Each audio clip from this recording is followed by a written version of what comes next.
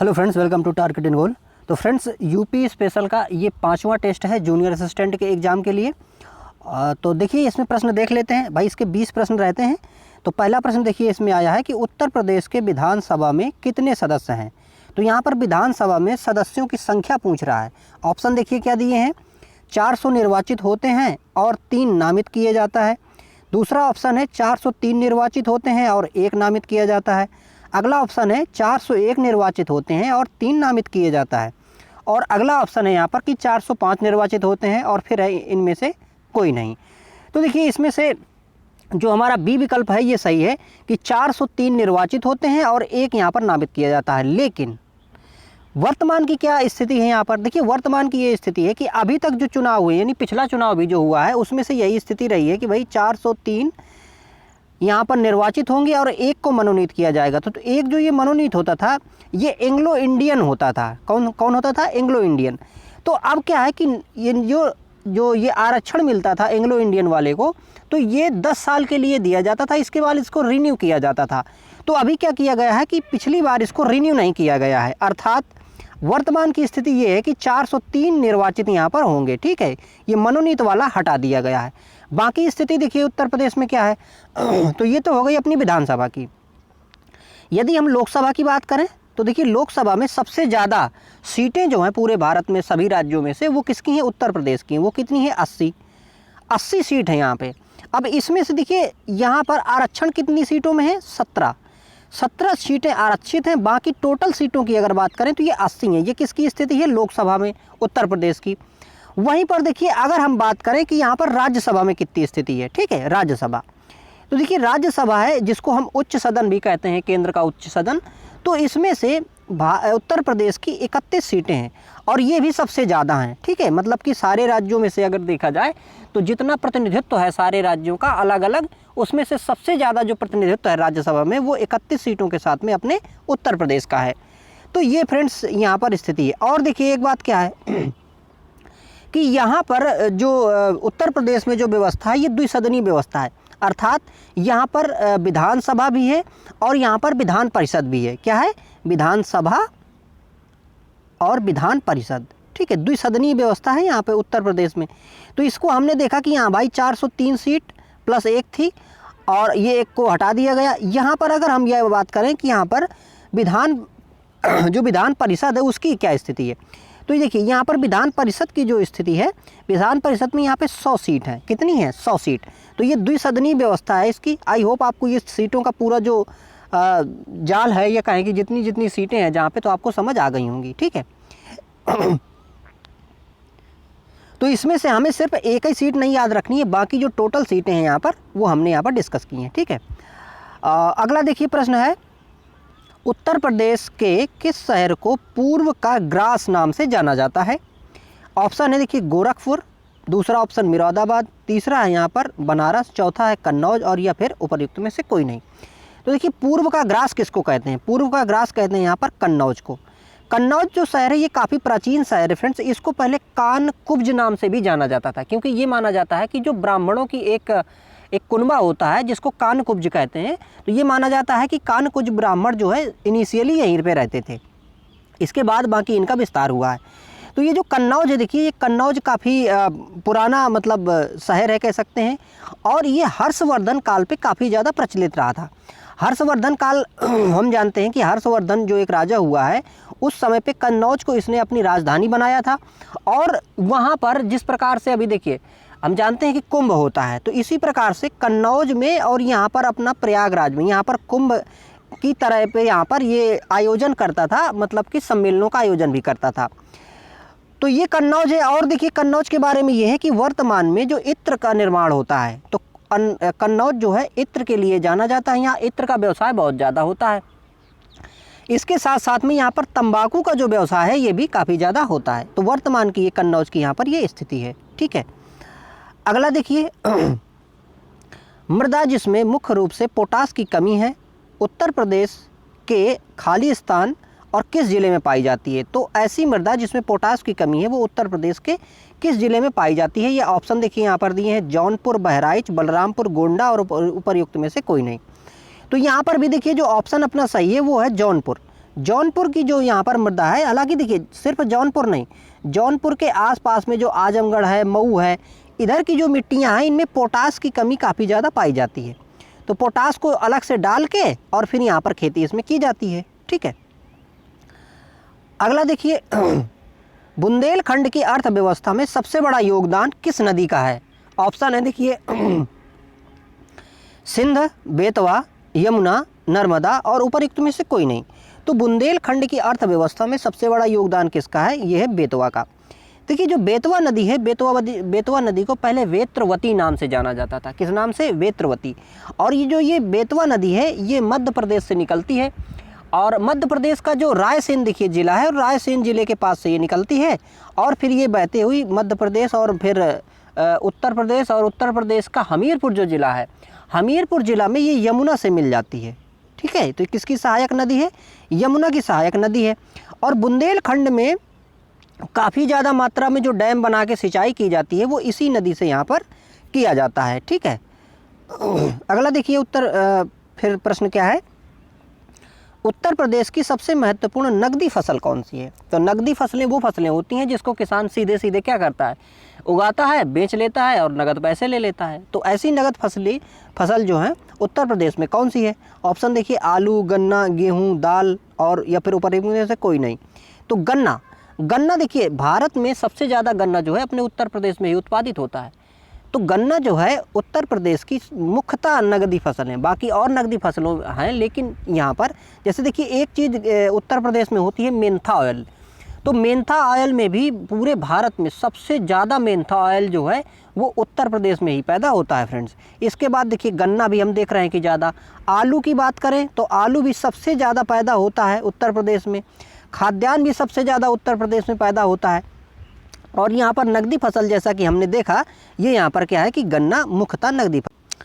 अगला प्रश्न देखिए, निम्नलिखित में से कौन सा एक बांध उत्तर प्रदेश में नहीं है?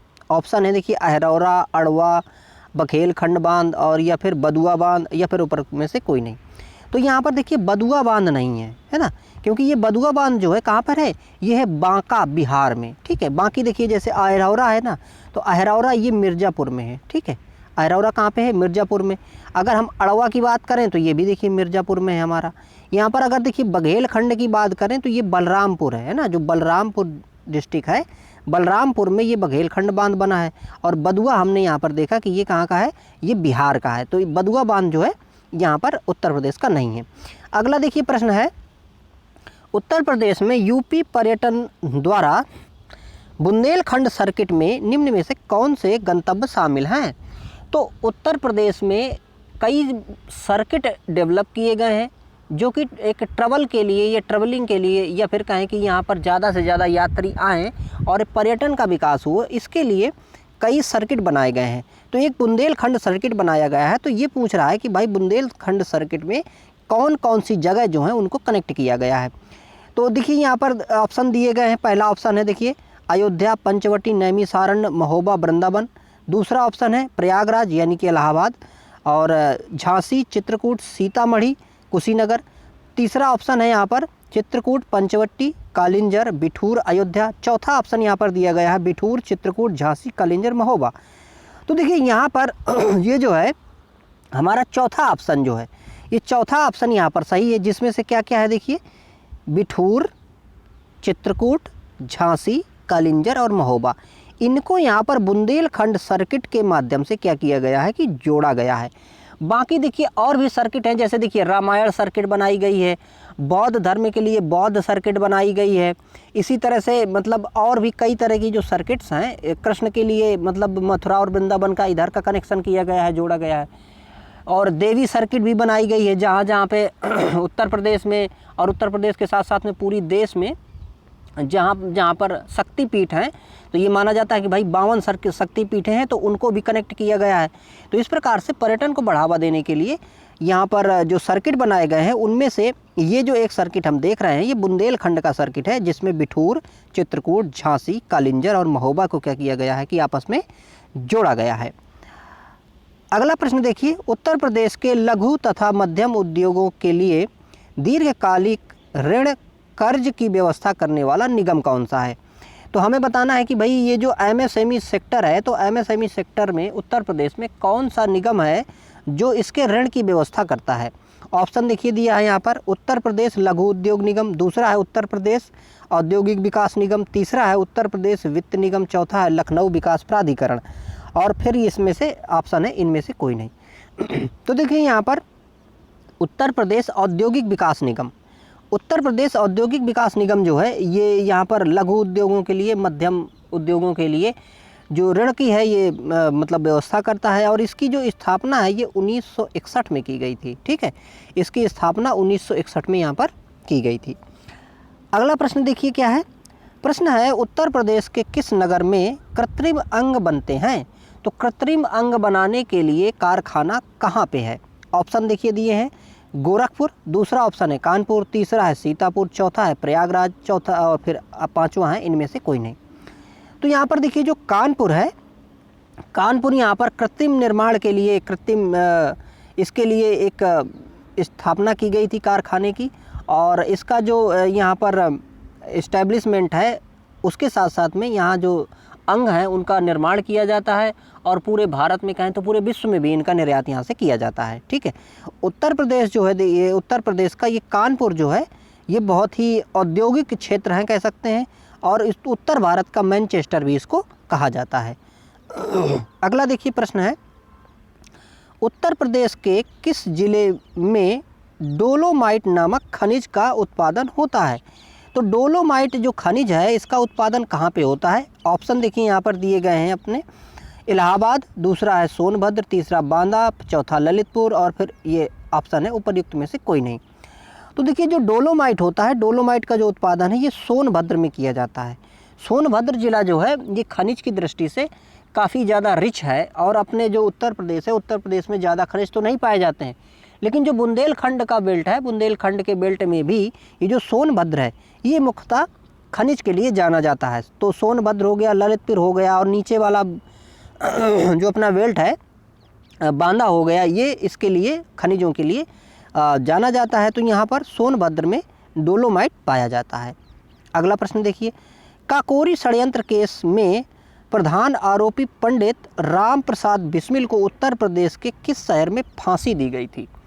तो देखिए काकोरी षड्यंत्र जो केस हुआ था इसमें से जो राम प्रसाद बिस्मिल थे इनको किस जगह फांसी दी गई थी, ये प्रश्न पूछ रहा है। ऑप्शन देखिए दिए हैं, वाराणसी, गोरखपुर, कानपुर, लखनऊ, और उपर्युक्त में से कोई नहीं।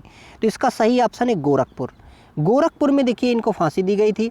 और देखिए ये घटना जो है बहुत ज़्यादा महत्वपूर्ण है, क्योंकि देखिए ये सत्र चल रहा है अपना कौन सा, 2025 का, 2025 का। ठीक है, ये जो घटना हुई थी ये घटना हुई थी 1925 में।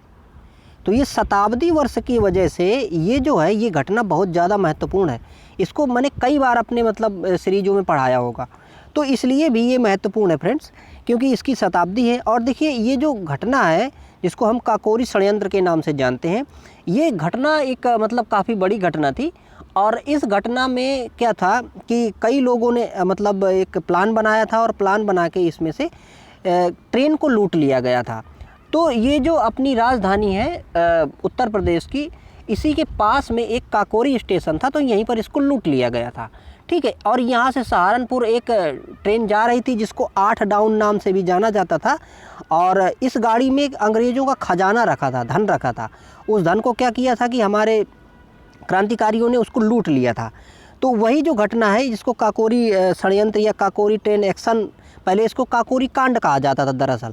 तो सरकार ने क्या किया है कि इसका नाम बदल दिया है और काकोरी ट्रेन एक्शन इसका नाम रख दिया है। तो इस प्रकार से ये जो इनमें से राम प्रसाद बिस्मिल जी हैं, इनको यहाँ पर इसी केस के चलते यहाँ पर इनको फांसी दे दी गई थी। यहाँ पर कहाँ, गोरखपुर में। इसके साथ देखिए इसमें और जो लोग जुड़े थे, जिसमें राम प्रसाद बिस्मिल तो ही हैं, राजेंद्र लाहिड़ी हैं, अशफाक उल्ला खान हैं, रोशन सिंह हैं, इन सबको भी इसी केस में यहाँ पर फांसी दी गई थी। ठीक है, अगला प्रश्न देखिए। देखिए प्रश्न है अपना कि कार्तिक लोक नृत्य संबंध है। तो कार्तिक जो लोक नृत्य है इसका संबंध किस जगह से है। ऑप्शन देखिए दिया है, बुंदेलखंड, दूसरा है अवध, तीसरा ऑप्शन है पूर्वांचल, चौथा ऑप्शन है रुहेलखंड, और पांचवा ऑप्शन इनमें से कोई नहीं। तो भाई ये जो कार्तिक नृत्य है, ये कार्तिक नृत्य जो है ये किया जाता है अपना कहाँ पे, बुंदेलखंड में किया जाता है, अर्थात ऑप्शन 1 सही है। ये दरअसल श्री कृष्ण और गोपियों का भेष धर के लोग जो हैं इस पे नृत्य करते हैं। और ये देखिए कार्तिक जो मास होता है ना, कार्तिक का महीना जो होता है, चूँकि उस महीने में ये नृत्य किया जाता है इसलिए इसको कार्तिक लोक नृत्य नाम से इसको जाना जाता है। तो ये बुंदेलखंड का एक यहाँ पर लोक नृत्य है। ठीक है, अगला प्रश्न देखिए, उत्तर प्रदेश के किस जिले में यूरेनियम पाया जाता है? ऑप्शन देखिए दिए हैं, झांसी में, मिर्ज़ापुर में, फिर ललितपुर में, हमीरपुर में, उपर्युक्त में से कोई नहीं।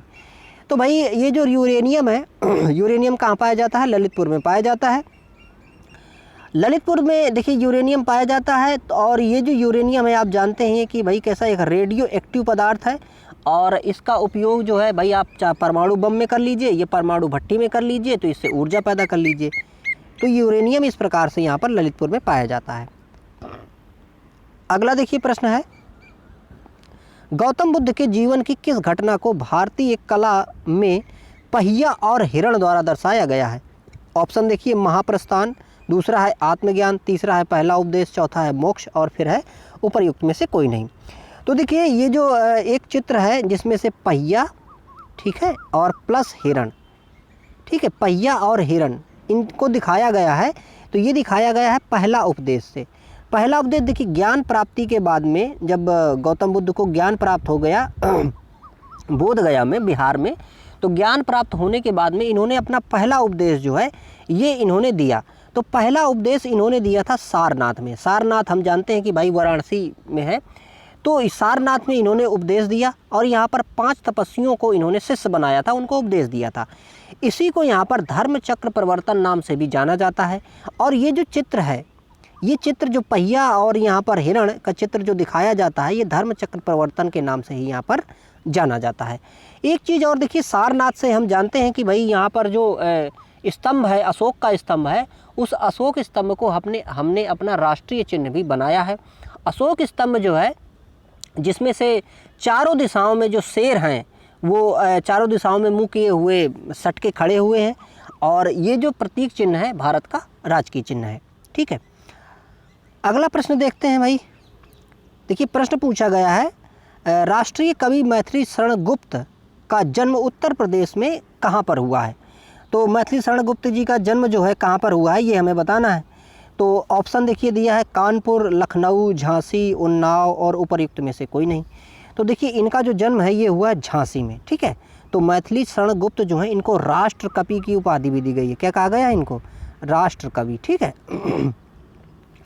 और इनकी देखिए रचनाएं जो हैं काफ़ी महत्वपूर्ण हैं, हिंदी में भी पूछ लेता है और इसमें भी पूछ सकता है। तो देखिए इनकी जो रचना है जैसे कि पंचवटी है, साकेत है, जयद्रथ वध है और यशोधरा है और एक जय भारत है। तो इनकी ये सारी क्या है कि इनकी ये रचनाएं हैं और झांसी में इनका यहाँ पर जन्म हुआ था। अगला देखिए प्रश्न पूछा गया है, केंद्रीय विश्वविद्यालय बाबा साहब भीमराव अंबेडकर विश्वविद्यालय विद्या विहार किस शहर में स्थित है?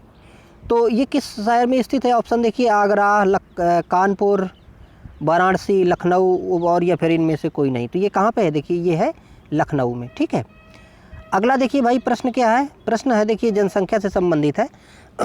अब देखिए हम जितने भी ये प्रश्न बनाते हैं, आप अगर हल कर रहे हैं हमारा पूरा ये सेट, तो आप पाएंगे कि जैसे देखिए जनसंख्या का है तो अधिकांशतः आपको पूरे सेटों में जनसंख्या का एक प्रश्न मिल जाएगा। तो अगर आप सारे सेट अगर हल कर रहे हैं तो वैसे भी आपकी जनसंख्या कंप्लीट हो जाएगी।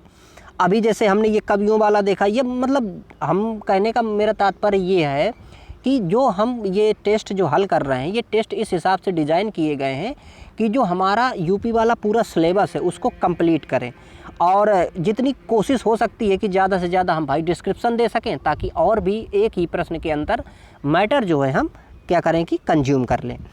तो देखिए प्रश्न भाई पूछा गया है कि वर्ष 2011 की जनगणना के अनुसार उत्तर प्रदेश में महिला साक्षरता की दर बतानी है कि कितनी है भाई। ठीक है, ऑप्शन देखिए दिया गया है 57.20%, दूसरा है 52.10%, फिर है 59.10%, उपर्युक्त में से कोई नहीं, या फिर ऐसे करके उपर्युक्त में से फिर कोई नहीं दे दिया गया। ठीक है, तो यहाँ पर देखिए जो महिला साक्षरता है, ठीक है, क्या पूछा है भाई? महिला साक्षरता है पूछा है। तो महिला साक्षरता जो है ये 57.20% है।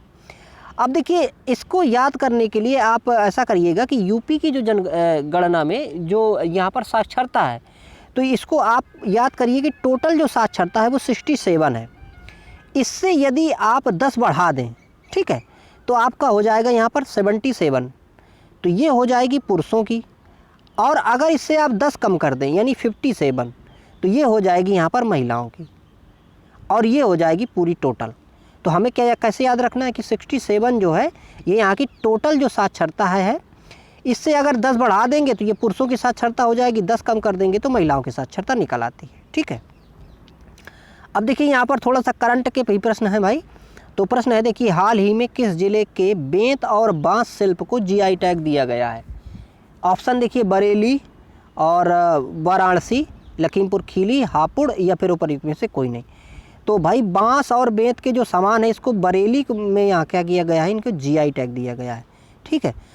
भौगोलिक संकेतक यानी कि जियोग्राफिकल इंडिकेटर जो है यहाँ पर दिया गया है बांस बेंत के लिए, किसको, बरेली को। और इसीलिए इस बरेली को जो है बांस बरेली भी कहते हैं। ये वही बरेली है जहाँ पे झुमका वाला जिसके लिए गाना बना था, तो ये वही बरेली है, ठीक है फ्रेंड्स। और सुरमे के लिए भी देखिए जाना जाता है कि बरेली वाला सुरमा, तो इस तरह से भी ये प्रसिद्ध है, और बांस बरेली भी इसको नाम से जानते हैं। अगला प्रश्न देखिए, पूछा गया है कि उत्तर प्रदेश के किस जिले में कछुआ संरक्षण रिजर्व बनाया जा रहा है? तो कछुआ संरक्षण रिजर्व अभी बनाने की प्रक्रिया चल रही है, बनाया जा रहा है। तो किस जिले में बनाया जा रहा है, कहाँ बनाया जा रहा है? ऑप्शन देखिए दिया गया है, बस्ती, बलरामपुर, गोंडा, प्रयागराज। तो कहाँ पे, देखिए गोंडा में बनाया जा रहा है। कहाँ बनाया जा रहा है? गोंडा में, ठीक है। अगला देखिए, प्रश्न पूछ रहा है कि देखिए वृंदावन में पूर्णतः बालिकाओं के लिए पहले सैनिक स्कूल का उद्घाटन किसके द्वारा किया गया है? तो वृंदावन में भाई ये भी पूछ सकता है कि कहाँ पर बालिकाओं के लिए सैनिक स्कूल बनाया जा रहा है। तो ऑप्शन होगा अपना वृंदावन, ठीक है। अब ये पूछ रहा है कि भाई किसके द्वारा उद्घाटन किया गया है। ऑप्शन देखिए, मुख्यमंत्री, राष्ट्रपति, प्रधानमंत्री, रक्षा मंत्री। तो यहाँ पर उद्घाटन किया गया था किसके द्वारा? रक्षा मंत्री के। हालांकि देखिए अब उद्घाटन से ज़्यादा जो इम्पोर्टेंट है इसकी जगह इम्पोर्टेंट है ना। ये पूछा जा सकता है कि भाई उत्तर प्रदेश में बालिकाओं के लिए पूर्णतः जो सैनिक स्कूल है वो कहाँ पे बनाया गया है? तो ये ऑप्शन हो जाएगा वृंदावन, ठीक है। तो इस प्रकार से इसके हमने 20 प्रश्न जो है पूरे कर लिए हैं। और इसके देखिए बाकी वाले जो पार्ट है ना, जैसे जीएस वाला है या कंप्यूटर वाला है, सारा हिंदी वाला है, उसको हमने पहले ही इसमें से कंप्लीट कर लिया है। तो आप इन टेस्टों को पढ़ते रहिए, अपना नॉलेज बढ़ाते रहिए और सक्सेस के करीब पहुँचते रहिए, और वीडियोज़ को लाइक भी करिए। Thank you for watching.